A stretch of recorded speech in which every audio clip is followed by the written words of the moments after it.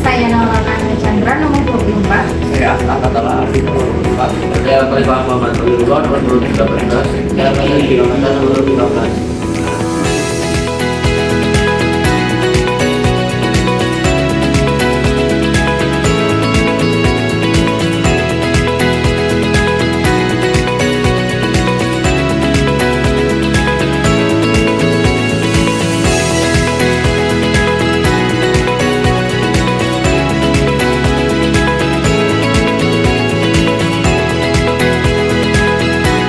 Awal mula berdirinya Stasiun Kuto Arjo dibangun masyarakat Kuto Arjo mengendalikan delma dan pendati sebagai alat transportasi yang kurang efektif untuk kegiatan ekonomi. Pada abad ke-19, pemerintahan kolonial Belanda memprioritaskan pembangunan jalur kereta api di Jawa untuk mempercepatkan pengangkutan hasil bumi. Kuto Arjo dipilih sebagai lokasi stasiun karena letak yang strategis, yang keseimbangan jalur utama, dan sebagai pusat produksi pertanian penting.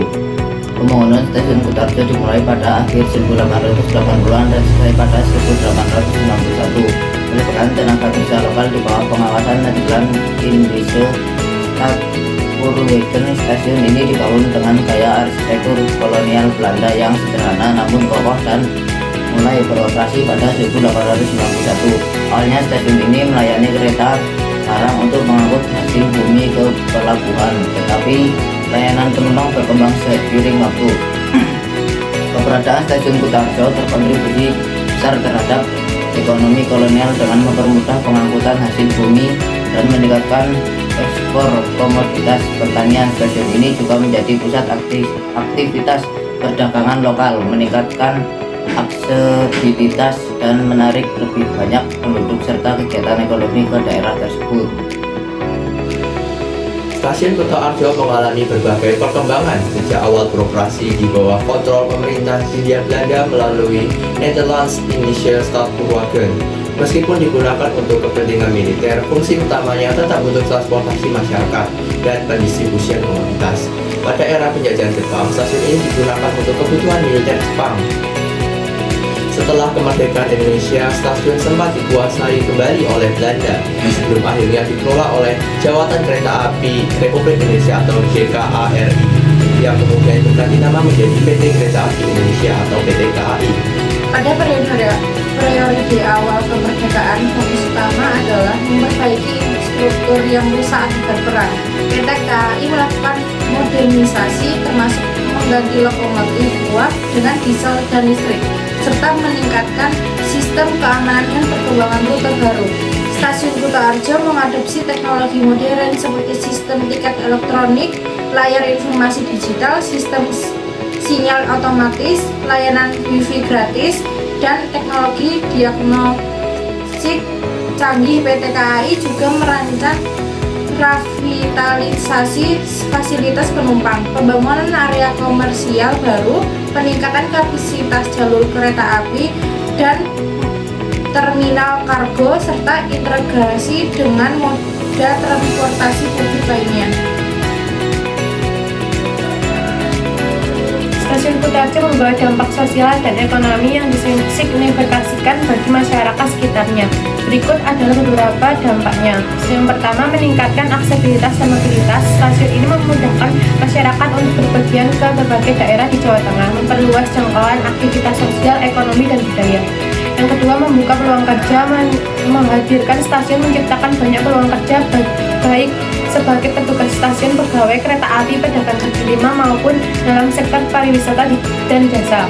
Yang ketiga, meningkatkan pertumbuhan ekonomi lokal. Usaha kecil dan menengah seperti warung makanan, toko oleh-oleh, dan penginapan berkembang di sekitar stasiun, menciptakan lingkungan ekonomi yang dinamis. Yang keempat, mendorong peningkatan infrastruktur. Kehadiran stasiun Kuto Arjo mendorong pembangunan infrastruktur seperti jalan raya, trotoar, dan fasilitas publik lainnya, meningkatkan kualitas hidup masyarakat sekitar. Yang kelima, pengembangan pariwisata. Stasiun Kuto Arjo menjadi pintu gerbang bagi pariwisata dengan wisatawan yang menggunakan kereta api untuk mengunjungi destinasi wisata seperti Candi Borobudur dan Candi Prambanan, menciptakan peluang bisnis baru. Yang keenam, meningkatkan kualitas hidup. Secara keseluruhan, stasiun ini memberikan akses transportasi yang baik, peluang kerja yang luas, dan pertumbuhan ekonomi yang lebih baik, menjadikan pusat kehidupan ekonomi dan sosial yang dinamis dan berkembang. Perasaan saya cukup senang karena saya dapat mempelajari sejarah tentang stasiun dan dampak-dampaknya bagi masyarakat.